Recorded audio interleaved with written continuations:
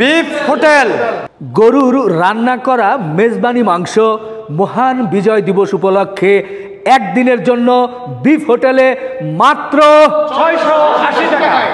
সত্যি ধামাকা অফার, সত্যি কি সম্ভব? হ্যাঁ, অফকোর্স আমরা তো প্রতি বছর 16 ডিসেম্বরের সময় করে থাকি, তো ইনশাল্লাহ এই বছরও আমরা করবো। ইনশাল্লাহ 16 ডিসেম্বরের দিন আমাদের অফার থাকবে।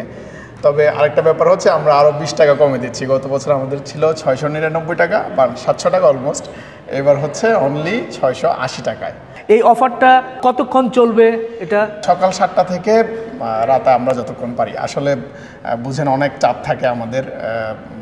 এবারও প্রায় 30 থেকে 35টা গরু আমরা জমা করার নিয়ত করেছি, আল্লাহ যদি চায় ইনশাল্লাহ। আচ্ছা, সকাল 7টা থেকে ধরেন রাত পর্যন্ত আর কি। এটা কি কোনো প্রি বুকিং হবে নাকি সরাসরি এসে এখানে লাইনে দাঁড়িয়ে নিতে পারবে? হ্যাঁ, প্রি বুকিং হচ্ছে এবং লাইনে এসেও দাঁড়িয়ে আমাদের এখানে এসেও নিতে পারবে ইনশাল্লাহ। একটা বিষয় আমরা বিগত বছরগুলোতে দেখেছি যে ও দিনে প্রচুর রাশ হয়, সাধারণ মানুষ হুমড়ি খেয়ে পড়ে, লম্বা লাইনে দাঁড়িয়ে থাকতে হয়। তো সেই লাইনটা যাতে কষ্ট না হয় সেজন্য কমানোর কোনো ব্যবস্থা আছে কিনা? হ্যাঁ, সেটাই আমরা এবার করেছি। দেখেন আমাদের এটা তো অনেক বড় স্পেস আলহামদুলিল্লাহ। তো আমরা আমাদের এই কম্পার্টমেন্টে আমরা 4টা লাইনে দেওয়ার চিন্তা করেছি। মানে ঠিক এভাবেই থাকবে? হ্যাঁ, এভাবেই থাকবে। আচ্ছা, যার যার অনুযায়ী লাইন করে আসবে। আমাদের 4টা স্কেল থাকবে, ওভাবে সবাইকে আশা করি ইনশাল্লাহ সমস্যা হবে না। আশা করি আমাদের 5 টন মতো টার্গেট, আশা করি ইনশাল্লাহ হয়ে যাবে। ইনশাআল্লাহ একজন আসবে, ওনারা উঠাবেন এবং দিয়ে দিবেন। হ্যাঁ, তবে এখন প্রশ্ন থাকবে যে যেখানে কাঁচা মাংসই প্রায় অনেক দাম, সেখানে আপনারা 700 টাকার নিচে মাত্র 680 টাকায় দিচ্ছেন, মাংসের কোয়ালিটি কেমন হবে? অফকোর্স ভালো। রিপন ভাই, আমি বেসিক্যালি বিফ হোটেল করার উদ্দেশ্যে হচ্ছে গরুর মাংসের যে একটা দাম নাগালের বাইরে ছিল। এখন আমাদের কারণে হয়তো আপনারা জানেনও, অনেকে এটা হোটেল মালিকরা বা রেস্টুরেন্ট ওনাররা এটা ডাউন করেছে। আমরা হ্যাপি অ্যাবাউট দ্যাট। সো আমাদের পক্ষে ইনশাল্লাহ, যেহেতু আমরা এটা করে এসেছি, ইনশাল্লাহ আমাদের পক্ষে এটা পসিবল। আর ওই দিনটা তো আমরা বিজয়ের আনন্দ উদযাপন করি। এটা তো বিজনেস বা প্রফিটের কোনো চিন্তা এখানে নাই। এটা জাস্ট সবাইকে নিয়ে বিজয়ের আনন্দ উদযাপন করা। নিশ্চয় ক্লিয়ার।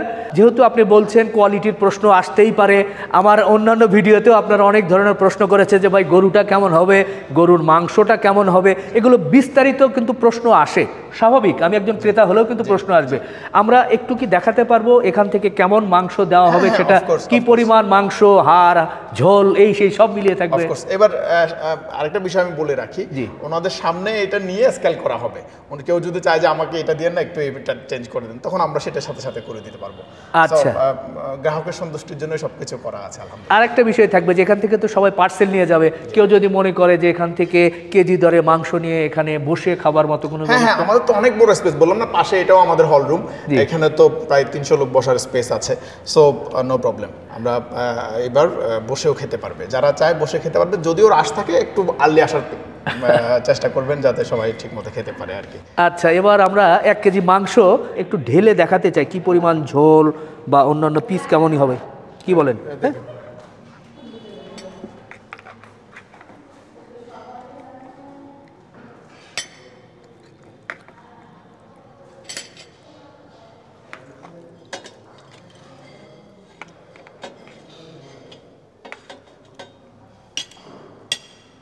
মোটামুটি আমি সবগুলোতে একটু সমান করে দেওয়ার চেষ্টা করেছি। এখানে আর 1 পিস হবে, এখানে আর 1 পিস। কোনটাতে কম? এটাতে? আচ্ছা, এখানে আর 1 পিস আছে এই। আর বাটিতে আপনার এইটুকু হচ্ছে যে কাঁচামরিচ এবং আমরা দেখছি তেজপাতা এবং ঝোল কিন্তু আপনারা দেখতে পাচ্ছেন। তো যাই হোক, আমি উঠানোর কারণ হচ্ছে যে আপনাদের সামনে পরিমাণটা দেখাই।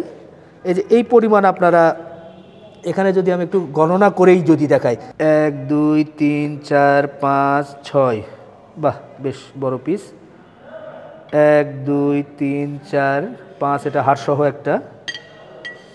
ওকে, এরপরে এটাতে 1 2 3 4 5 6, এখানে 6 পিস।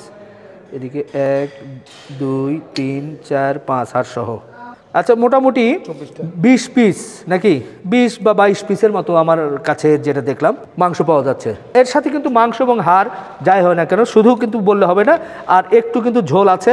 আমি যদি ঝোলটাও আপনার ওজন করে দেখাই, যে এখানে ঝোল হচ্ছে 18 গ্রাম। বাড়ি আছে 40 গ্রাম। আচ্ছা বাটি আছে, বাটির ওজনটা তো ওইভাবে মাইনাস করে দেন আপনারা।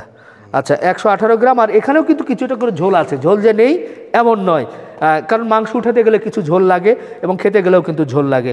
তো যাই হোক, আমার কাছে নিজেও একটু ক্লিয়ার হতে চাই, আপনাদের সামনে এইভাবেই ওনারা পাবে তো? পাবে।